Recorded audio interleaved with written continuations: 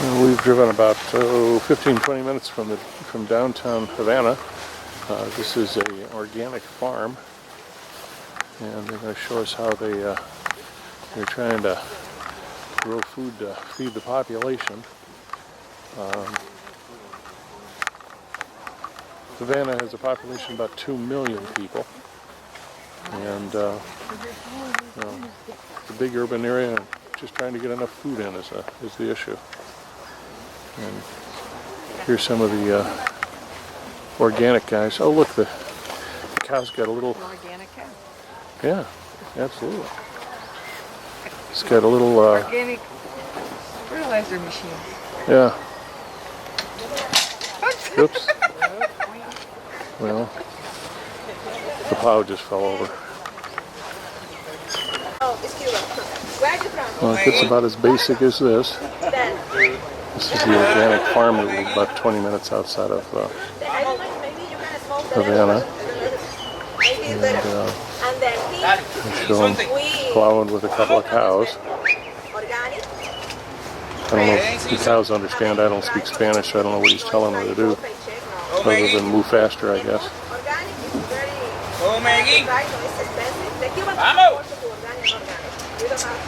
And this is an organic farm, and they said that they were introducing different types of plants that give different odors that drive away some of the pests that they don't want. And then they said they also were throwing out too close here, blocking his view.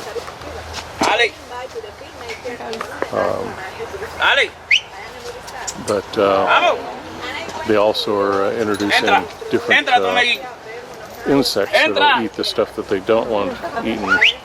Eat bad insects. And there we go.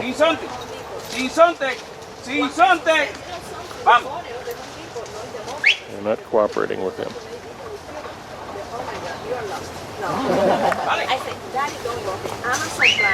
And our guide has been saying that they were growing non-traditional kind of things, like they've just started doing zucchini, and she said they've never had zucchini before, so now it's trying to get the Cubans to eat the zucchini. And another house only have the half of the house.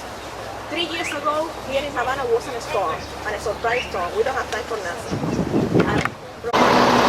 Well, right by the organic farm across the street are a series of these, what I would call Khrushchev buildings, built by the Russians or to the Russian design. As you can see, they're beautiful. And there are hundreds and hundreds and hundreds. They're all 5-story, and they just go on forever and ever and ever. How many there are, I don't know. He just said that they've just built these all over this section of eastern Havana. And so anyway, so I thought it'd be interesting to show you Khrushchev. When I was in Russia, the guides told me that you hoped that you'd get a Stalinist building, because Stalinists had bigger rooms and big high ceilings. And then Khrushchev, and the girl said Khrushchev was a little short guy, and all he wanted was short. So she said we got these real low ceilings and very tiny apartments to go along with Khrushchev. So it was kind of fun to hear her put that out. But that was a visit to Russia that I'm talking about. We are now in Cifuentes or something like that. I'm pronouncing it. City on the south side of the island. And we're going to go in and hear some children perform. This is an art school.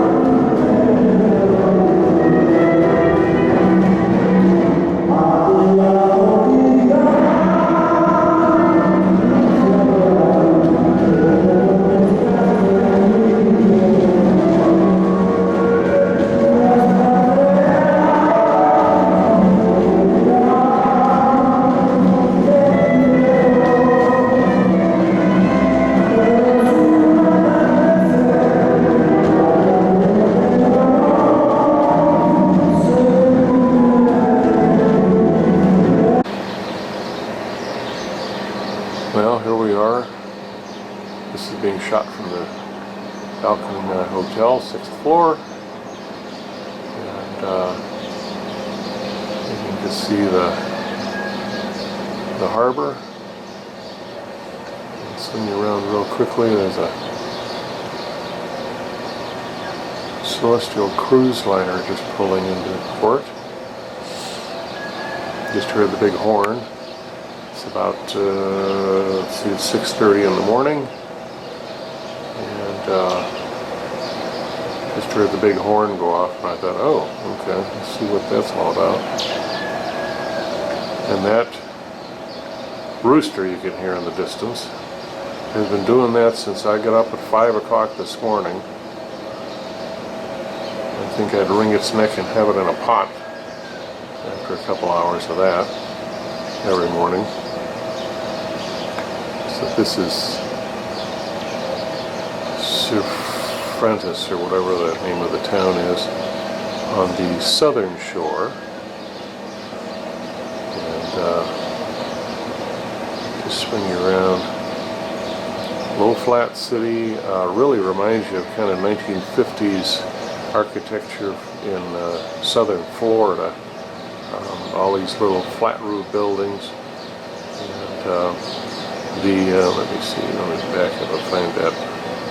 Lost it there. The building with the tall building there was right near the school that we were at yesterday for the dance performance. And there is their sports theater, or sports arena. And oops, sorry, didn't mean to do that quickly. And we're kind of out on a little spit of land that sticks out into the Gulf. So we've got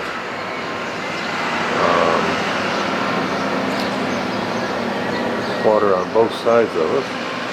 A very nice location. The hotel room is kind of seedy and a little really run down, but you know, they warned us. They said you're not going to find Marriott quality.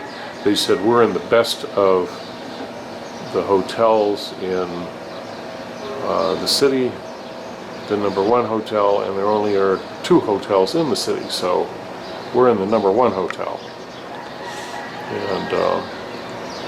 And anyway, I did notice yesterday, and I don't see it. I think it's on the other side of the hotel. Big, huge dome off in the distance across the water. And I was looking, I thought, well, first off, it had a couple of towers on either side of it, and I thought, well, it looked like a huge mosque, and I thought, nah, it ain't a mosque. And so I came to the conclusion it was a nuclear power plant built by Russia. And so when I saw Luis, I asked him, and he said, yeah, it's a nuclear power plant built by Russia. Never was fuel, because he said they were just completing it when Chernobyl blew up. And the Cubans went, maybe we don't want to have one of those on our soil. So he said they got it all completed just at that moment, and it's never been fueled, never been set up. And there again is their sports facility. Pretty good size. Well, this morning we've come over to Trinidad, which is about an hour drive from Cifuentes, or however you pronounce it. And we're in the home of Carlos Manta, who is a famous Cuban artist. And he's been very generous in letting us come in and see his collection of antiques. He's got some beautiful things. And just swing around and see some of the different things that he's collected. Eclectic, I guess.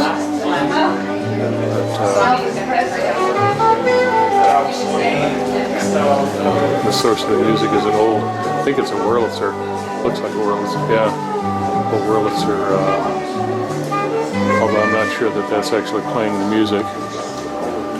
But little kitchen in here.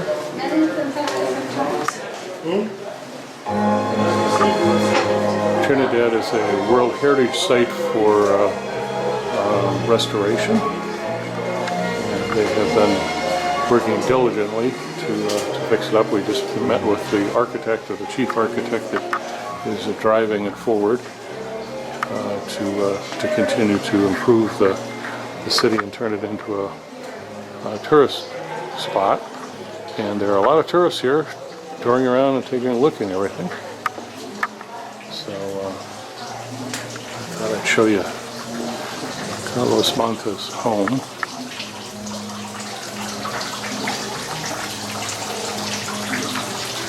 A little quiet garden with a little fish, little fountain. So that would be Carlos Monta and Trinidad, the city, not the country. Well, we've come over to the main square in Trinidad. This was restored to its elegance of 1820. Emancipation of slavery would happen in 1886, so it took him a little longer than the U.S. did to get rid of it. He said that all of the lampposts and the ironwork, the white ironwork, was all made in Philadelphia and then shipped down here. And the yellow house directly in front, that was a slave trader. And then you come around and what they're trying to do, this is a UNESCO site, and they're trying to just restore everything at least to the outside, and then some, like you saw the Carlos's house, the inside follows. And then I'm coming around, and I'll have to go to the other end of the square to shoot the Catholic church that we're going to go in. So I'm going to go in there and I'll come back out. I'm going to walk you into the church. Let's see if we have a sign up. No video. I don't see anything. Let's see if I get yelled at. He said the main altar is all made out of mahogany, all wood.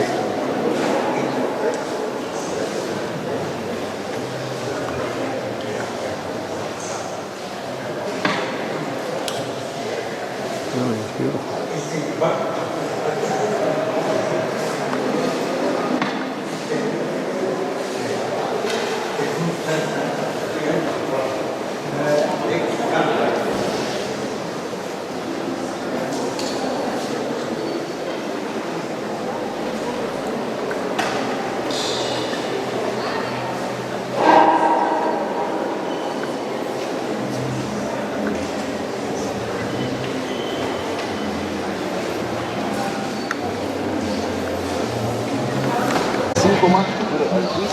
And here next to the church we were just in, why not, you can see what I would call the Spanish Steps. I'm talking to Fabio, and he said, well, most of these, if you go up, they're all Europeans. He said, for some reason, Europeans love to come in here and sit on it. I said, well, because it looks like the Spanish Steps from Italy. But anyway, and here's the outside of the church. And I got to move along because we're now heading for another location.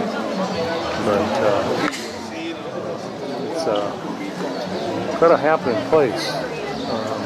Fabio was saying, he said several years ago he would come here and there'd be nobody here, and now he said everything is full, and they what they really need is a couple of really good hotels outside the city that you can just bus them in and drop them off and let them wander through. So again, a colonial restoration of a colonial city, kind of their version of colonial Williamsburg, only they're not scripting it to a specific date like they do at colonial Williamsburg, and they don't have people dressed up in costume. But Trinidad. We come over in Trinidad to a artist gallery. He specializes in these kind of things, which is they take old door and windows, and then he carves the faces into the wood, and the detail is just absolutely amazing. This particular piece I love. I'm not sure where I would put it.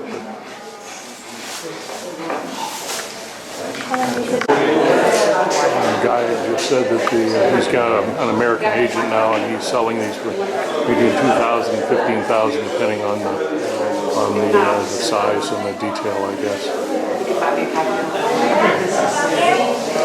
Pretty amazing. In here, for authenticity, you can see him actually working on the piece. He takes a photograph of the individual, and he's put a grid work over it so you can kind of keep track of his dimension. It's in there. I wanted to translate. I wanted to go for the Minneapolis.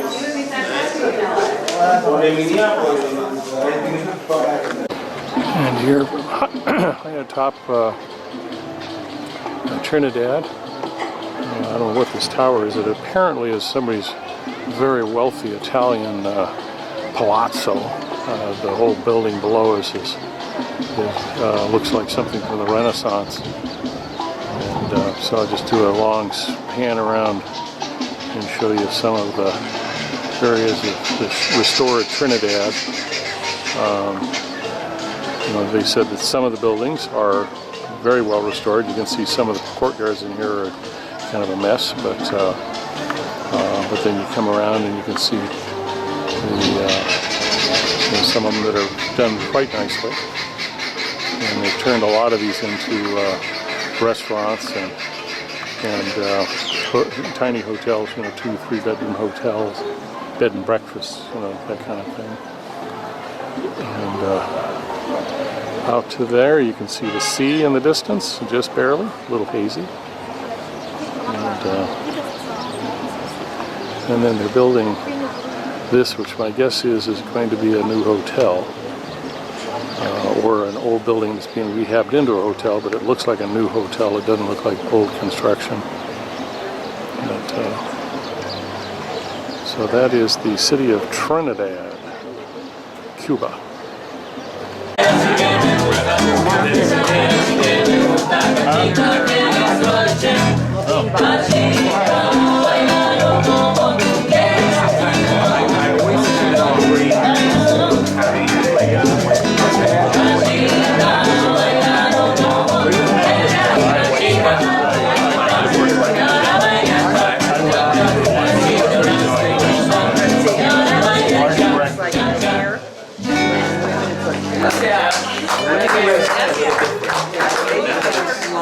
These guys are great. I don't know.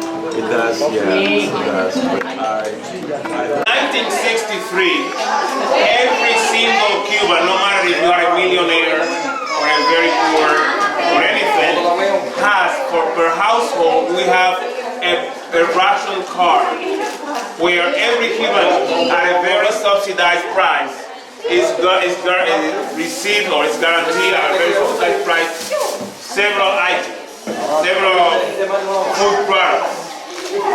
Here in this blackboard you can see the list of food that people receive. In the 1980s, the golden years of this process were like 32, 40. Now has been reduced because remember the economic crisis.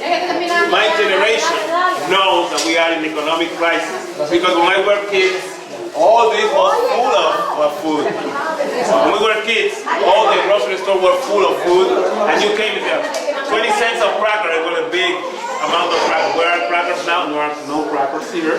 You need to have the one cook to go to. So, on a monthly basis, a family, and you see there are two people in this family, and the first name is always the owner of the house. So on a monthly basis, you come here, she writes down your amount per month.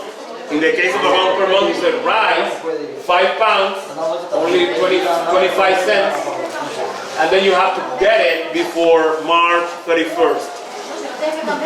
So you have rice, you have in this case black beans, brown sugar, white sugar, coffee, milk for those who have diet, cooking oil, the children receive powdered milk until they are 7, baby food, etc.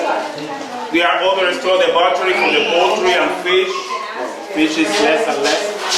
The eggs, we have the concept of the daily bread. That daily bread, because there's a page here for daily bread. So you come here, and the grocery store manager writes down your amount of food. You come here, he weighs it, and you take it home. If you don't get it before the month, you lose it, and then you have to wait for next month to get your food. I cannot come with my ration card here because I'm part of the consumers of a grocery store in Havana. Some people don't use it. Some people are so well off. Could you imagine the owner of a private restaurant coming to me? He does something like, hey, get my food ration card, I don't need it. And then between families, you consume a lot of rice and the other consumes a lot of sugar, they change that. Every Cuban has the guarantee of having for at least 12, 15 days, something like this. The rest, you go to the supply and demand vegetable market where there is all these products, or you come right here, and now I'm answering your question, and they have in that blackboard liberated products. That means those who can come, you can come and buy as much as you want. But the price is a little bit higher. A family of 4 with 1 cook, 24 Cuban pesos, can get all the food that you need, all the food that is convenient, or all these that you are going to receive. So here you see that the rice is 25 cents of a Cuban peso. Means if 5 cents is 1 peso, with 5 cents of it, you have 4 pounds of rice, baby food, and these are the products that are liberated. That you can buy as much as you want. Give them up, matches, toothpaste, and soap. That's why when someone was asking me soap, everybody soap here. Rum, condoms, detergent, etc. Alright? So and you see here that she's getting the rice, the beans, the black beans, the white sugar, the cooking oil, etc. Any questions? Yes.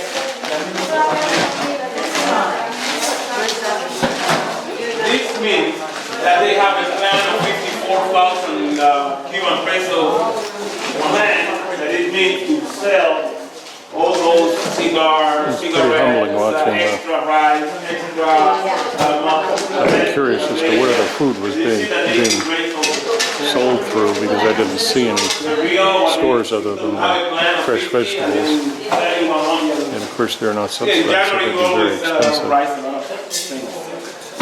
Another question?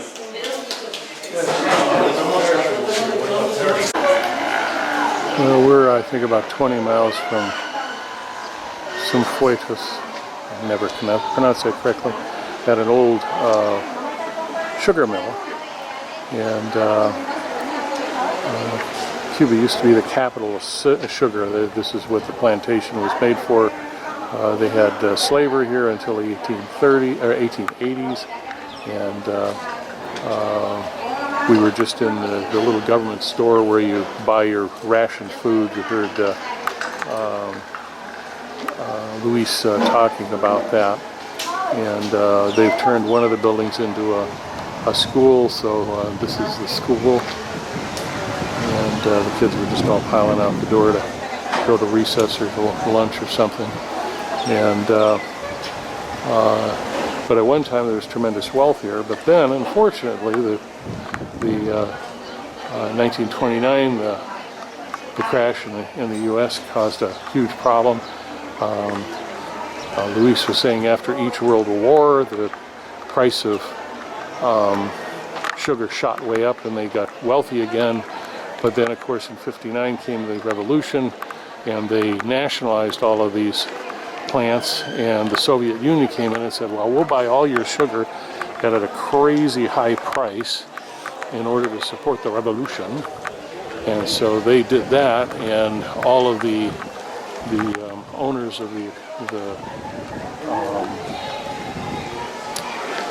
all of the owners of the sugar mills fled and left the property, and unfortunately they didn't have hard currency or access to American markets for the equipment that they needed to basically upgrade the sugar mills so that they could stay competitive.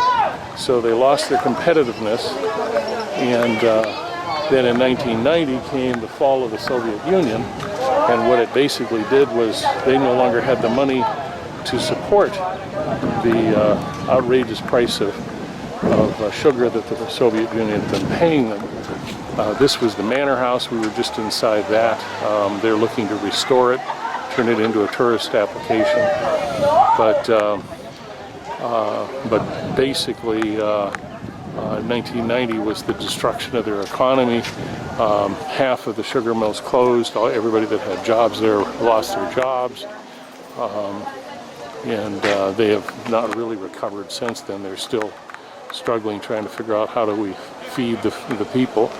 And of course the ration cards is the way they divide the little meager amount of food that they've got amongst the people. And if you're wealthy, like we are, you can come here and you can buy whatever you want. You can have chicken or pork or whatever. If you noticed in there was no chicken, there was no pork, there was no nothing. It was beans, sugar, rice, and they really don't even grow the rice here. They have to import that. So it truly shows the destruction of a system and a way of life for these people. And you just kind of wring your hands and go, so how are they ever going to improve this mess? But that's the continual question that we have, is that, is there a way that this can be changed? But when the population is kind of used to this lifestyle, they say, why are we going to change things? Oh, here's a couple guys, a guy running himself a barber shop. That's a little dark. One guy sitting here cutting people's hair.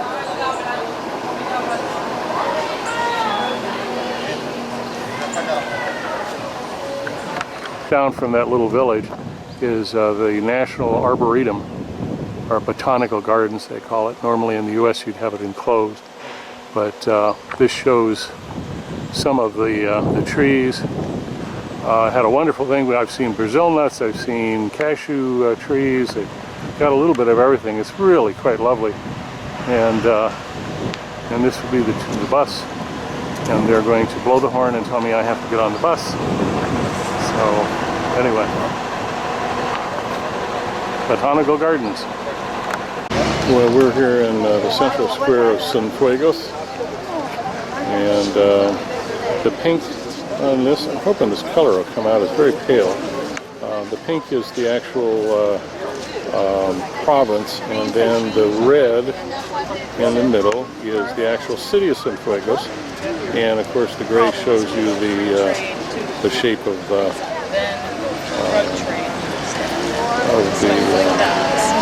bay, or the harbor. And taking back down here, and we can run you around the city.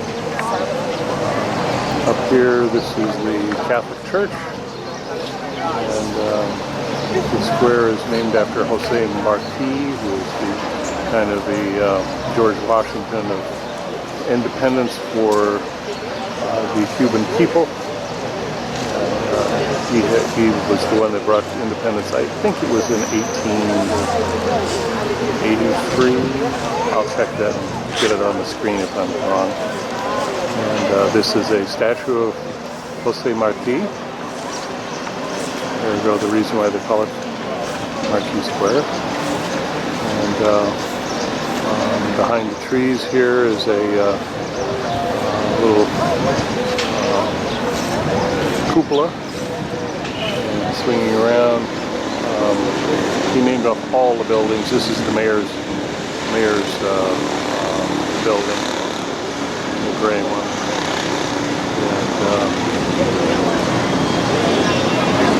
And so it just kind of gives you a little sense of the city. And so Cienfuegos and Marty Square. He said this is the largest theater in Cienfuegos, 900 seats.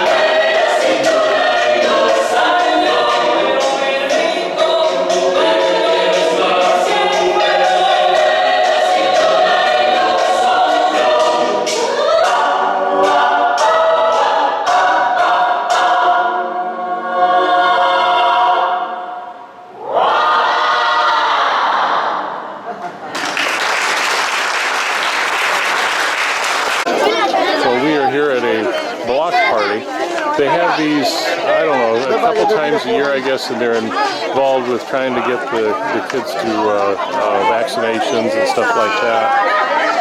Hi! You know, the kids, they don't know what to make of me. But they get the whole group together, and they were nice enough to, the city of Cienfuegos has invited us, and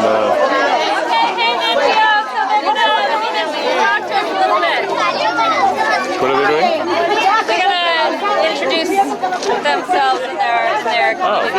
Oh, right.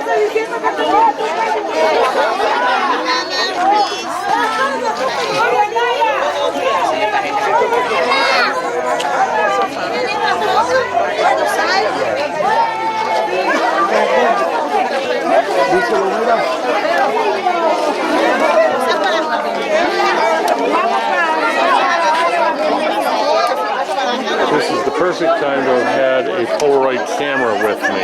What do you need Polaroid? Because he can hand me the kids, take a picture of it and hand them and watch it. Yeah, I've done that. I've done that all through China, and it is a great way to. Okay, Nachia. National Photography, please come closer. Thank you. People being kidnapped already.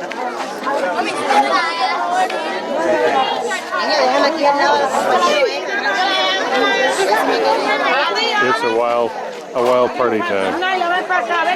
They're building up to something. I'm not quite sure what.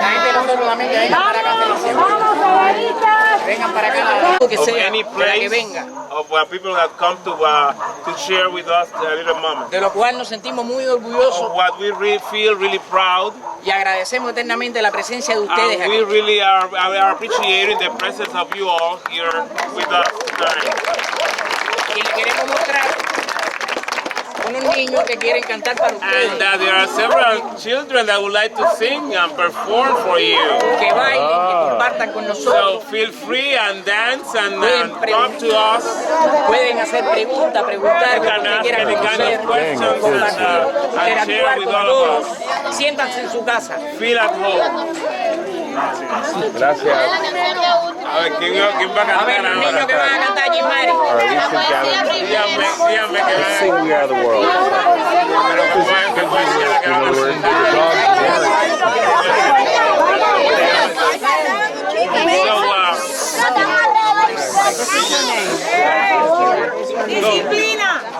So we have Dairemis, and she's going to recite Jose Marti's poem, I grow, I cultivate a white rose. Cultivo una rosa blanca en julio como en enero, para el amigo sincero que me da su mano fría, y para el cura que me arranca el corazón con que vivo. Cardio, cultivo una rosa blanca. About friendship, and no matter how hard I could be, I will always offer a friendship, and that's the poem of Jose Marti.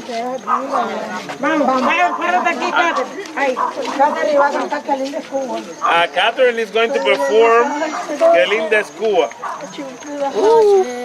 Tú que dices que tu patria no es tan linda. Oye, tú que dices que lo tuyo no es tan bello.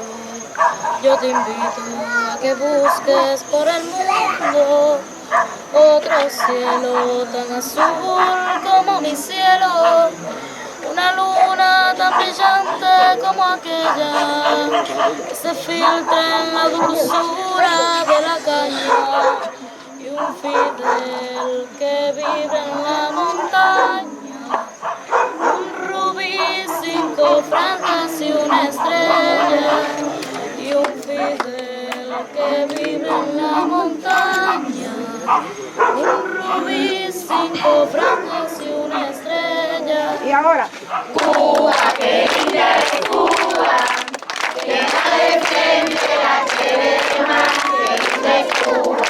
Cuba, que linda es Cuba, que nadie defiende la queremos.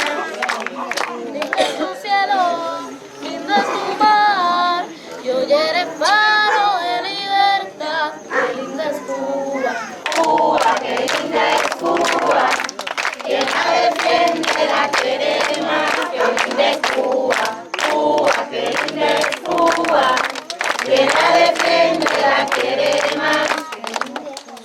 Y tus mujeres, la FMC, siempre adelante junto a Fidel. Que linda es Cuba, Cuba, que linda es Cuba, que nadie defiende la queremos. Que linda es Cuba, Cuba, que linda es Cuba, que nadie defiende la queremos.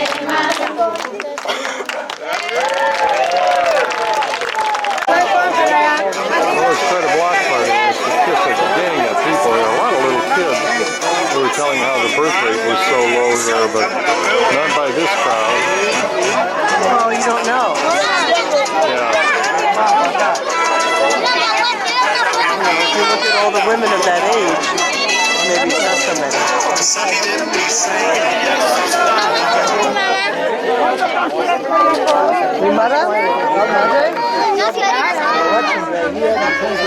See yourself? Once I turn it around, I can't see anything when I'm filming.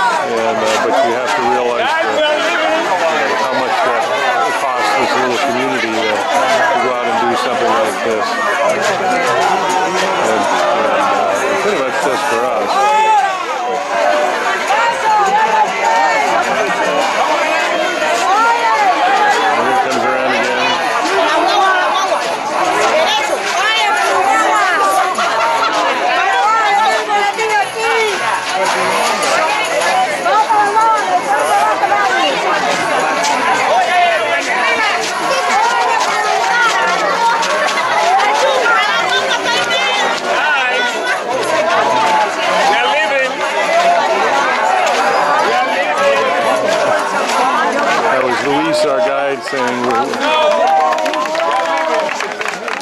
Okay, he gives a hand signal that he wants to start people moving back toward the bus. We are leaving. Are you sure?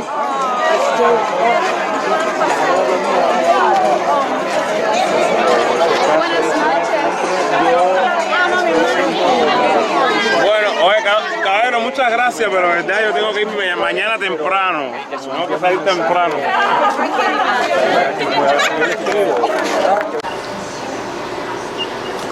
Before I leave, yeah, St. Francis this morning. I'm not sure I've covered this on the video. This is actually a Russian nuclear power plant, and I spotted it. And at first I thought, oh, it's so far away, and there's a tower next door, that the mosque. And then I asked our guide Luis, and he said, no. He said it's a nuclear power plant built by the Russians, and he said it was never fueled because it's the same design as Chernobyl. And just as they were getting ready to start fueling it up, Chernobyl blew up, and they went, okay, maybe not. So that is a nuclear power plant, Russian nuclear power plant here in Cifuentes, or however you pronounce it. Well, we have come up this morning. We're heading back to Havana, and we have come to the Bay of Pigs, and believe it or not, this is the Bay of Pigs. The landing site is just beyond the swimming pool, and we're beginning to think that maybe the guys that landed here just got really drunk, fell in the pool, and they got picked up from there. But in actual fact, none of this was here at that time. This was just a landing site. And we're going to go over to the little museum they've got for the Bay of Pigs. And but right now it is a happening hotel, apparently. So it's a different way to preserve your significant battle sites from the war, I guess. But the barrier that was put up after it, so that others couldn't come in and attack. And so this would be the Bay of Pigs. Heck, I'd invade here too. I mean, first, nice sandy beach. But again, that wall out there would have been when they actually landed initially.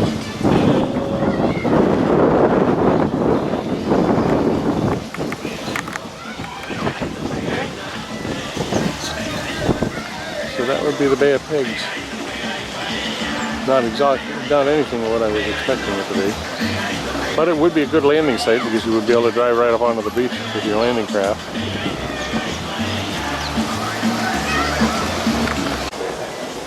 Well, we're back in Havana, and this would be, we're back in Havana, and this would be the home of Ernest Hemingway. This is on 27 acres or so.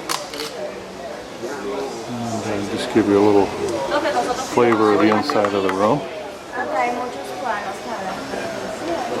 This is a bar in the middle of the living room, so go figure that one.